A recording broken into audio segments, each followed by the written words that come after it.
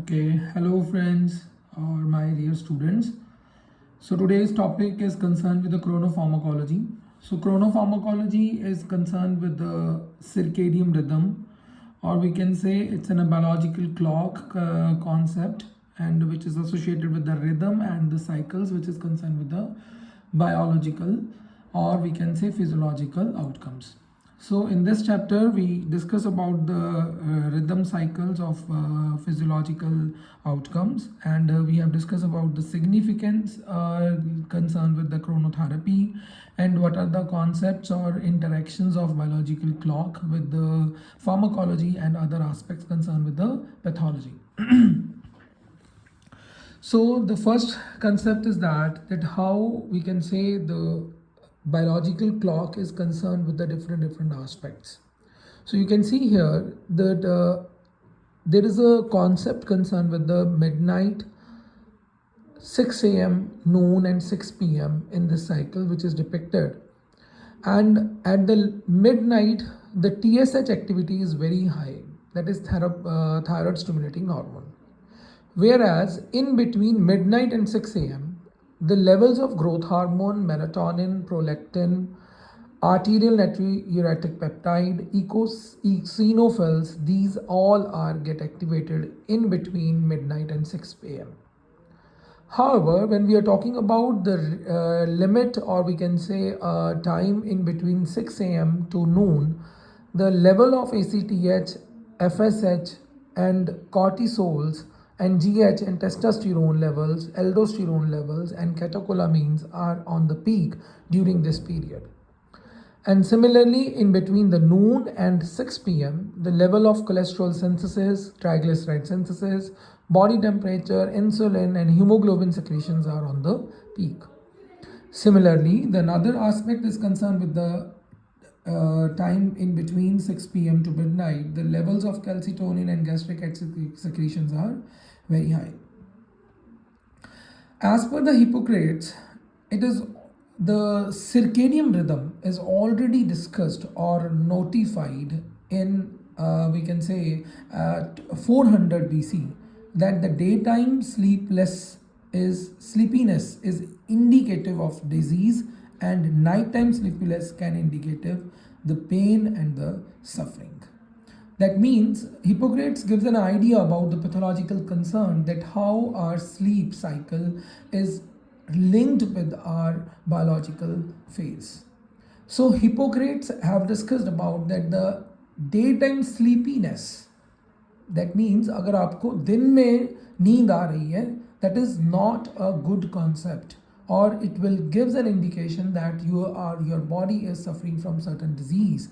And if nighttime sleepiness is concerned with, that means you are not sleeplessness, sorry, that you are not able to take a deep sleep, or you are not able to get a proper sleep in the night, that will be indicate that you are suffering from certain pains and suffering.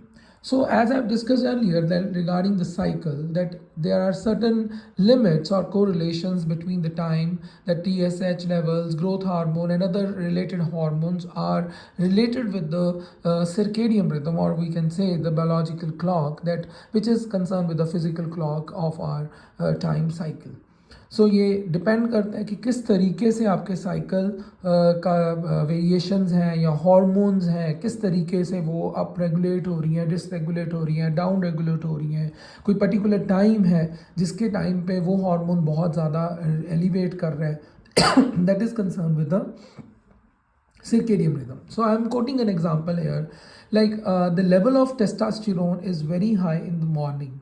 That's why it is recommended by a lot of the gym free candidates, that if you are doing your exercise or metabolic activities, or we can say the certain regular exercises or weightlifting processes during the early morning time, that will be more beneficial, as the testosterone level is very high in the morning, and that will give a direct initiation to growth, to build up your growth or to build up your muscles. So it's an example concerned with the circadian rhythm, that how the hormones and other we can say secretions in our body is directly concerned with the physiological outcomes and with the physical clock, or we can say physical cycle of the clock. The another concept is that biological cycle is also called as a circadian cycle that regulates itself in every living organism to carry out the important biological functions like sleep, awakening cycle, blood pressure, hormone secretions, metabolism, and many more. So, in nutshell, we can say the rhythm and circadian rhythm is defined as an oscillation. It's a very important point that I'm using a word oscillation here.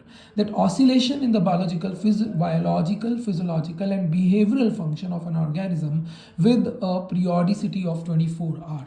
So it's in a relation with the physical clock, and we can say the various outcomes or various physiological responses which is happening inside our body that has an direct connections with the we can say biological clock, or we can say with the physical clock.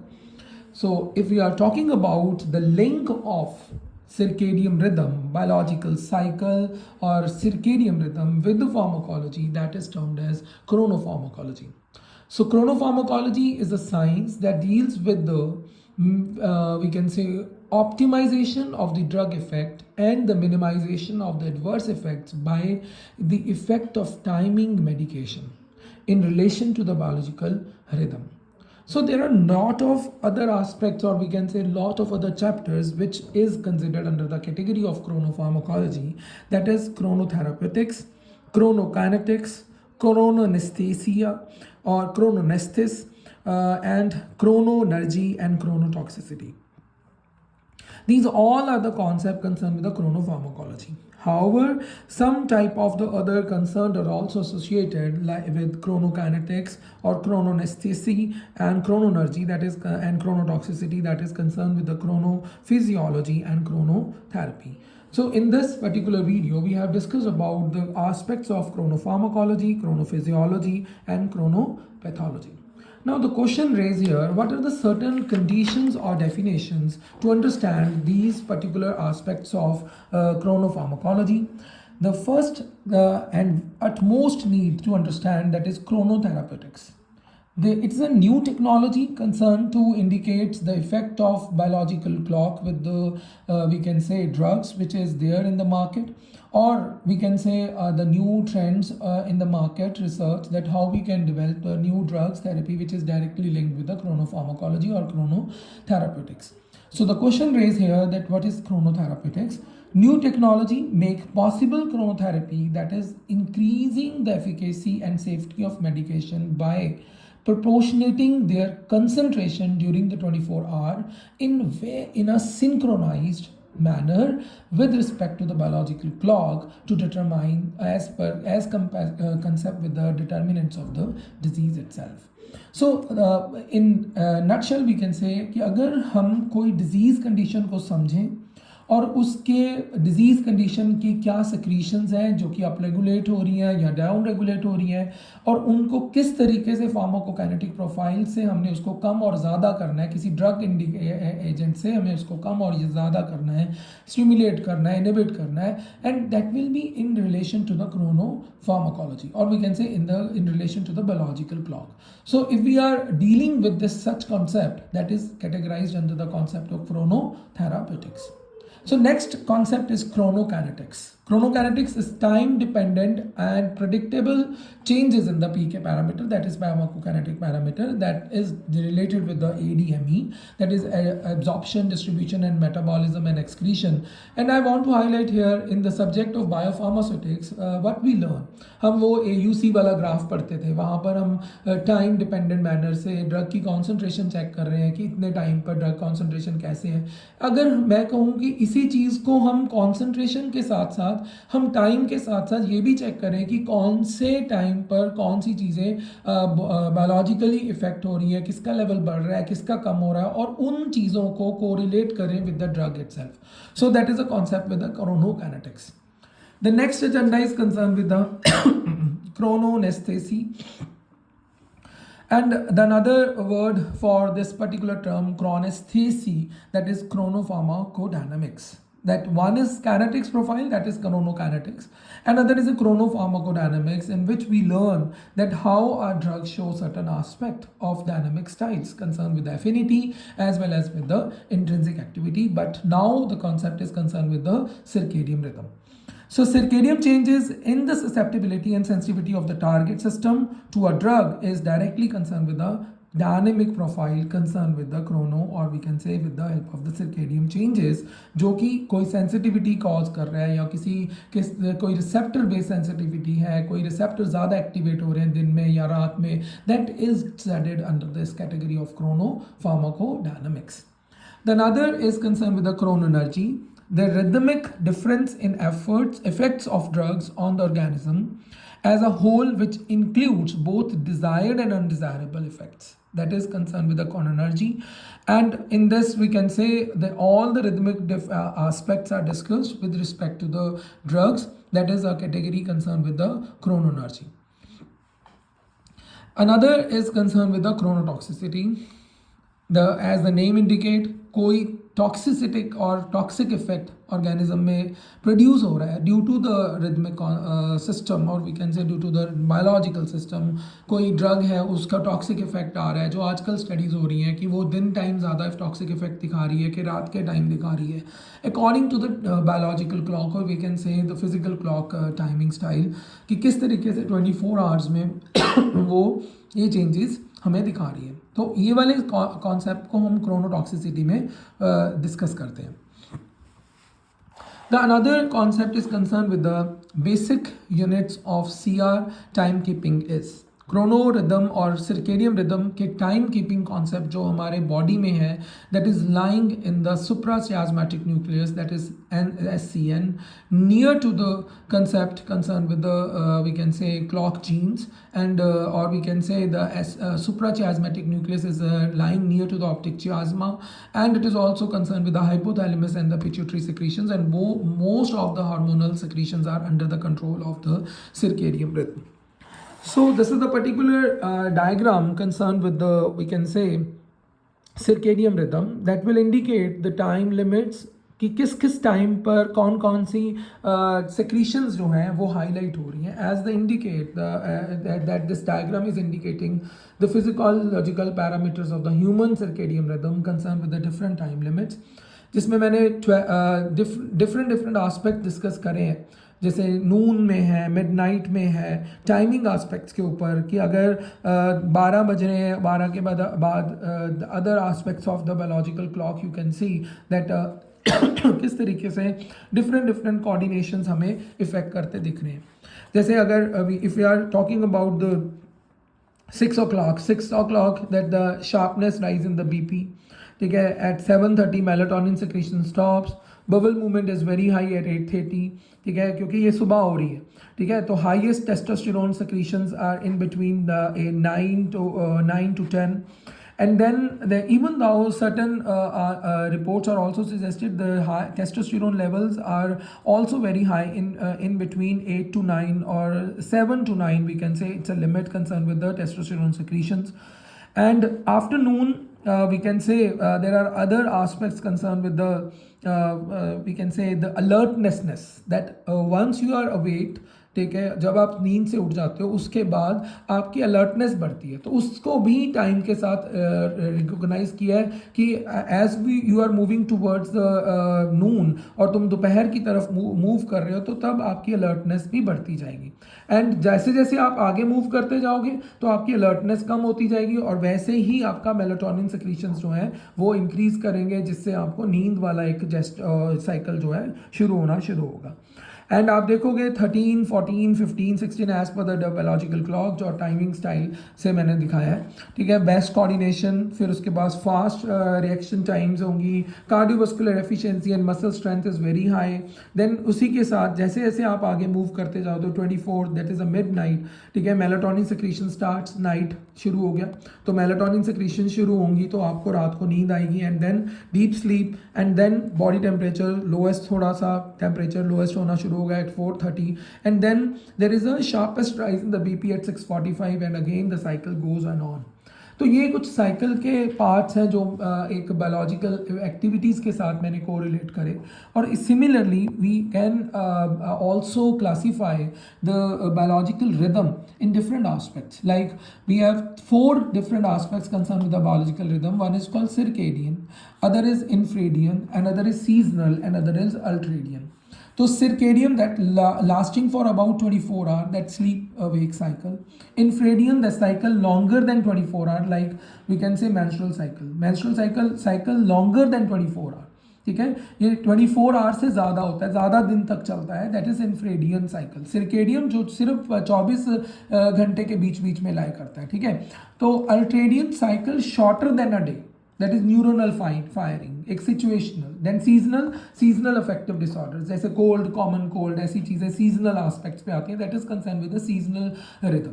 सो ये 4 तरीके से biological clock को हम ज़्यादा effectively define कर सकते हैं, circadian, infradian, seasonal and ultradian. But in this today's we can say video और we can say in this particular lecture we are more focused on the circadian rhythm, that is a biological clock concern with the 24 hour of the sleep cycle.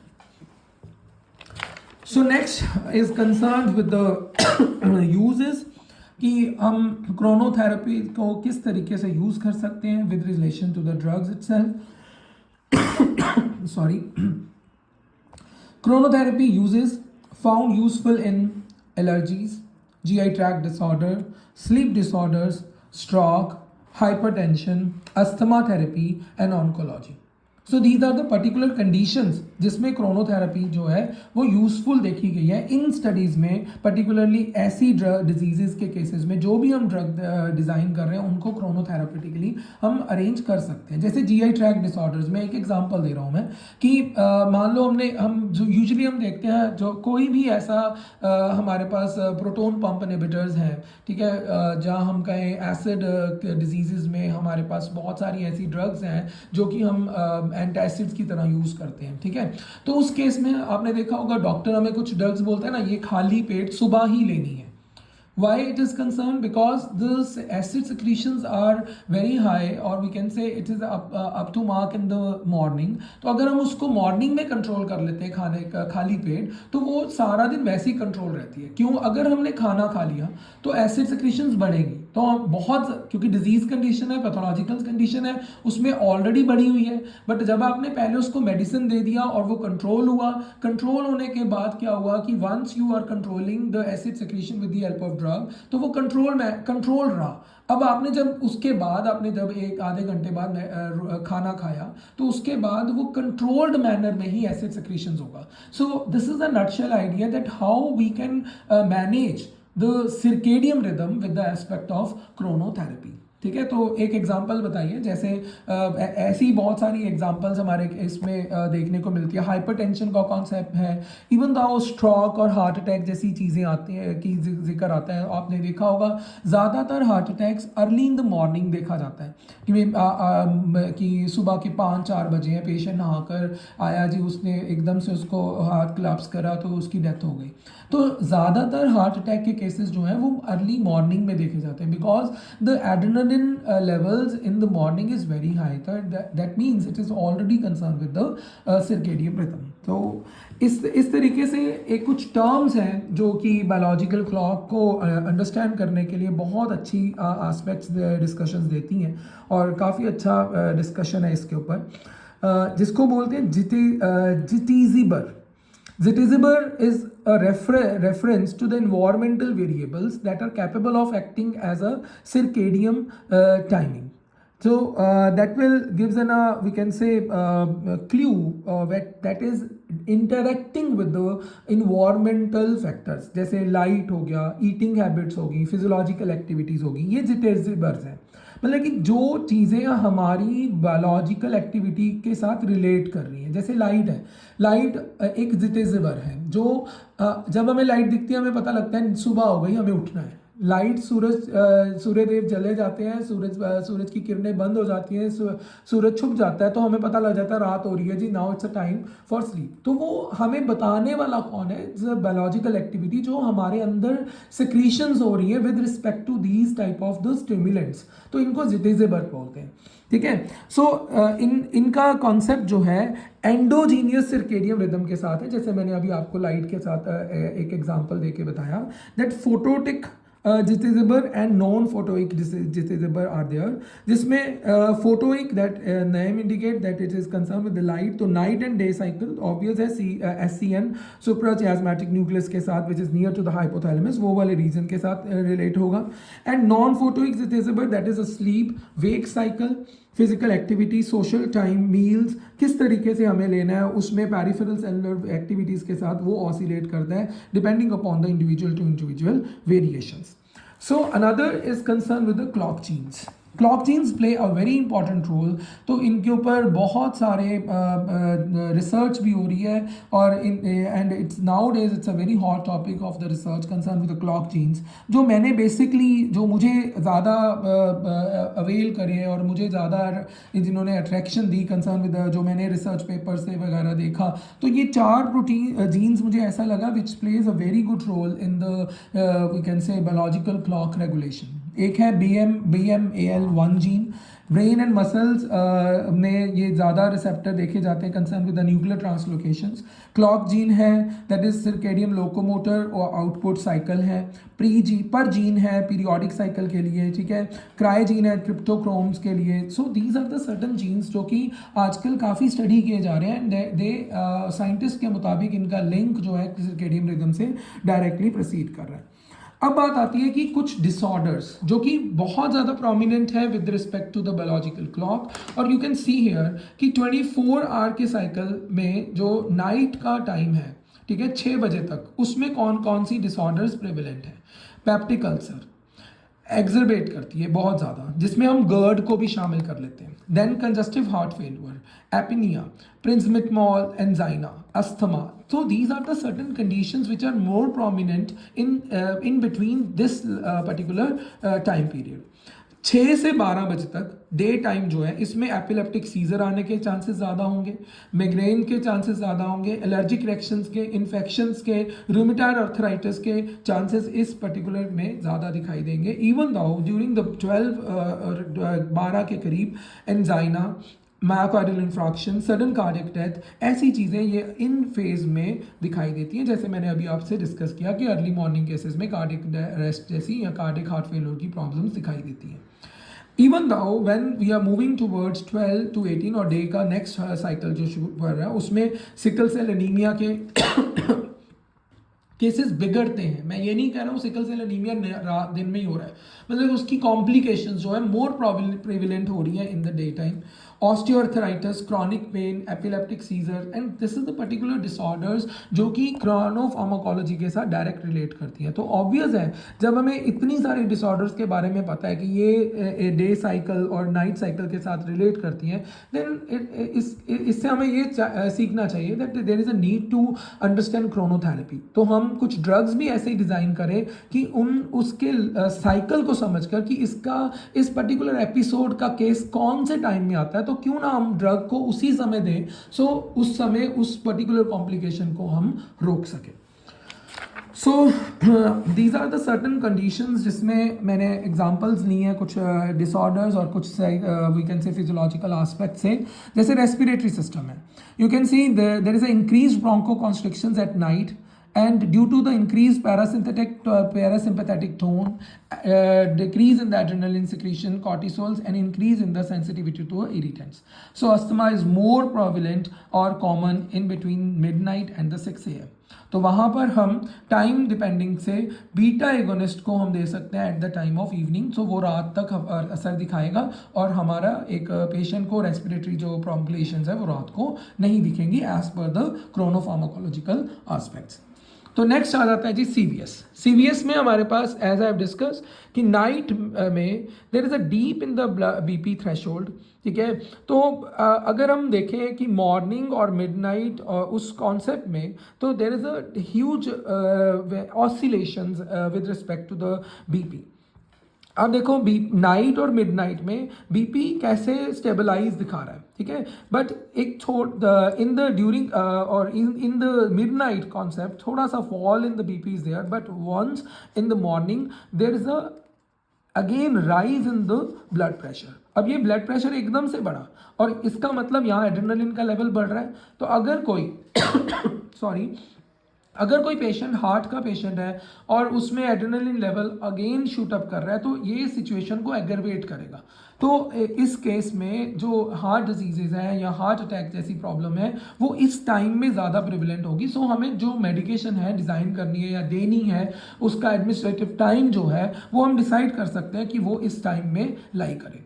So you can see here the higher incidence of some diseases in between 6 to 12 noon, that is myocardial infarction, sudden cardiac death, angina pectoris and transient ischemic attacks जो है इस point में ज़्यादा दिखाई देते हैं। इसका reason क्या है? क्योंकि इंट्रिंसिक थ्रोम्बोलिटिक फैक्टर जो है उस पे एक्टिविटीज़ जो हैं वो डिक्रीज हुई होती हैं, प्लेटलेट एग्रीगेशंस बड़ा होता है। तो these are the certain aspect. So उसी बेसिस पे हम कुछ मेडिकेशंस डिसाइड कर सकते हैं उसको टाइम के साथ। जैसे एस्पिरिन है, it is having a anti platelet effect maximum in the morning. Thrombolytics and heparin, that is decrease the benefit during the early morning hours, ठीक है। इसका ज़्यादा कोई इफेक्ट नहीं अगर आप अर्ली मॉर्निंग में दे रहे हो। Atenolol, it is more efficient at the day time. Labetalol more effective in the early morning hours. Enalapril peak effect in the afternoon after the morning dose. So according to these particular aspect we can design that हमें कौन सी drug कौन से time में देनी है according to the PK profile and the pharmacodynamics with reference to the chronopharmacological aspects. Now another is concerned with the endocrinology. Endocrinology में there is an increase in the secretions of cortisols in the morning, decrease secretions of cortisol in the midnight. Growth hormone जो है increase होता है during the sleep area. Increase in the testosterone in the early peak morning area. तो corticosteroids given as a single morning dose cause a less pituitary adrenal suppression. So इन चीज़ों को देखते हुए कि हमें कौन कौन से आस्पेक्ट पे बेसिस पे हमें मेडिकेशन देनी है या कुछ फिजिकल एक्टिविटीज़ करनी है, तो वो हम इन चीज़ों को देखते हुए एक वी कैन से एडवाइस कर सकते हैं पेशेंट को कि एंडोक्रिनोलॉजिकल कॉन्सेप्ट से। ये मैंने बहुत 3-4 एग्जांपल्स दिए हैं, ऐसी बहुत सारी एग्जांपल्स हैं which gives an a very direct connections with the circadian rhythm और क्रोनोफार्माकोलॉजी के साथ। अब आई बात GI ट्रैक की, जिसके बारे में मैंने बताया that acid secretions are very high in between 10 PM to 2 AM sorry 10 PM to 2 AM। मतलब जो अल्सर है it is pain is more at this time, ठीक है। तो हम जो प्रोटोन पंप इनहिबिटर्स हैं, ठीक है, अगर कोई वी कैन से गर्ड का पेशेंट है, क्योंकि गैस्ट्रिक रिफ्लेक्स जो है वो रात को ज़्यादा दिखते हैं, ठीक है।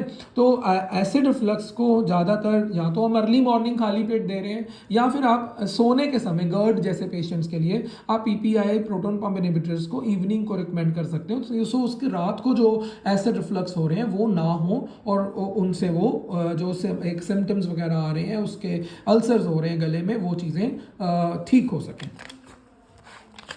Then another is the concept concerned with CNS.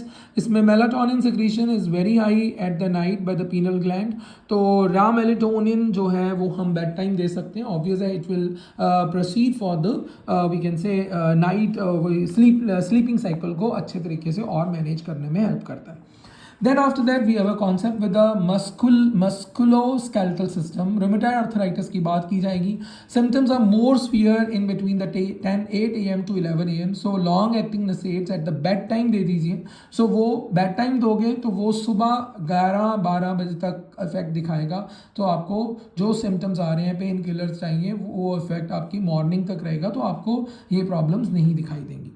So again hyper cholesterolaemia, cholesterol का लेवल बहुत बढ़ रहा है, that is more prevalent at the night, कि इसकी सिंथेसिस जो है नाइट में बढ़ती है। तो statins are very effective in the evening instead of morning. ठीक है, स्टैटिन्स का काम क्या है? स्टैटिन्स का काम है to stop down the cholesterol synthesis. ठीक है, तो कोलेस्ट्रॉल सिंथेसिस तो बड़ी मिड नाइट में है, तो हम उसको दिन में क्यों दें, हम उसको इवनिंग में दें। सो इवनिंग का इफेक्ट जो है लॉन्गर टाइम तक, डे नाइट तक रहेगा, तो वो उसकी वजह से कोलेस्ट्रॉल सिंथेसिस जो है वो रेगुलेट होगी। तो हमें पेशेंट को जो कोलेस्ट्रॉल हाइपर कोलेस्ट्रीमिया हो रहा है, हाइपर लिपिडीमिया की प्रॉब्लम्स आ रही है, वो काउंटरएक्ट करके उसको हम स्टेबलाइज कर सकते हैं। So these are the certain concept. और उसके बाद हमारे पास ऑन्कोलॉजी कॉन्सेप्ट में आते हैं कि जो कैंसर सेल्स के कॉन्सेप्ट में देखा जा रहा है कि नॉर्मल सेल जो है डीएनए सिंथेसिस के कॉन्सेप्ट में, ठीक है, वो रेगुलेट कर रहे हैं। बट देखा जा रहा है कि जो लिम्फोमा सेल्स हैं वो नून में डीएनए सिंथेसिस नॉर्मल सेल आम काम कर रहे हैं, बट लिम्फोमा सेल मतलब कैंसरस सेल्स ये मिडनाइट में ज़्यादा काम कर रहे हैं। So there is a need to explore this particular section कि हम किस तरीके से इस पर्टिकुलर टाइम पीरियड के मुताबिक कुछ मेडिकेशंस को अरेंज करें, कुछ इस तरीके से दें कि पेशेंट का ये वाला टाइम में जो कैंसर सेल्स की ग्रोथ हो रही है वो कम की जा सके। So another is concerned with the skin disorders. Skin disorders में sorry स्किन डिसऑर्डर्स में देर आर सर्टन कॉन्सेप्ट जिसमें सेल प्रोलिफरेशन रेट्स जो हैं वो 9 AM to 3 AM ज़्यादा होते हैं, inflammatory activities increase in the night. So जो ऐसी मेडिकेशंस हमें देनी पड़ेंगी जिसको हम अपन एक we can say disease oriented base पे हम उस मेडिकेशन को प्रोसीड कर सकें। Understand? So these are the certain aspects concerned with the we can say chronopharmacology. Now the another concept is we can say concerned with the design and development of the we can say chronopharmacology drug delivery system, कि chronopharmacology drug delivery system के लिए हमें क्या क्या parameter aspect में देखने पड़ेंगे। So starting with the drug interaction की ड्रग इंटरेक्शन नहीं, ड्रग इंटेंटी। इसमें हमें दो आस्पेक्ट देख रहे हैं हम, क्रोनोट्रॉपिक ड्रग डिलीवरी स्ट्रेटजी और circadian related strategies, biochemical processes, physiological processes, behavioural processes. Name indicate कर रहा है कि किस चीज़ के बारे में बात कर रहा हूँ। ठीक है, क्रोनोफार्माकोलॉजी, क्रोनोकाइनेटिक्स, डायनामिक्स एंड द क्रोनोथेरापेटिक्स के concept, but these all should be in relation to the chronotropic drug delivery strategies। कैसे फंक्शनल डिज़ाइन, कैसे हम उसको प्रोसेस डिज़ाइन कर रहे हैं, किस तरीके से पैकेजिंग कर रहे हैं, उसकी क्वालिटी कैसे बना रहे हैं, and it should be as per these aspects, कि उसकी डिज़ाइनिंग ऐसे की जाए कि वो एक क्रोनो ड्रग डिलीवरी सिस्टम के साथ मैचअप करे। दैट एक क्रोनो फार्मास्यूटिकल प्रोडक्ट जो आएगा उसमें टाइम कंट्रोल, उसका साइट ऑफ एक्शन क्या होगा और ऑप्टिमल डोज डिज़ाइनिंग कैसे होगी, तो वो क्या हम उसको आइडियल क्रोनोथेरापेटिक एजेंट बना सकते हैं कि नहीं बना सकते, which will increase the quality of life, efficacy, side effects कम करेगी और कंप्लायंस जो है पेशेंट के लिए वो इंक्रीज होगा। So these are the certain aspects concerned with the drug delivery system. Now I want to highlight certain marketed formulations, or we can say certain drugs delivery system that is fall under the chrono drug delivery system जो already market में है, that is ORS, CODOS, diffusible caps. ये कुछ technologies के नाम है, 3D printings concept. ठीक है, सो इसमें कुछ कॉन्सेप्ट है और ये मैंने टेबल इस तरीके से डिज़ाइन करा है कि इसमें टेक्नोलॉजी, मैकेनिज्म, ठीक है, प्रॉपर्टी का प्रोप्राइटरी नेम्स क्या है उनके, API क्या है उसमें, और डिजीज़ कौन सी वो टारगेट कर रहा है। ठीक है, तो ऑस्मेटिक मैकेनिज्म पे वेरापामिल को दिया जा रहा है for the treatment of hypertension. Multi particulate dependent system, इसमें वेरापामिल है हाइपरटेंशन के लिए, ज़्यादातर ड्रग्स वेरापामिल के साथ हैं। ठीक है, इसी तरीके से 3 डिमेंशनल प्रिंटिंग में हमने डाइक्लोफिनेक लिया, that is for the treatment of inflammation. ठीक है, इसी तरह there are certain drugs which is already in the market which is directly depend upon the chrono drug delivery system concern with the different aspects concern with the chronotherapeutic we can say circadian rhythm. For example, chronopharmaceutical technology.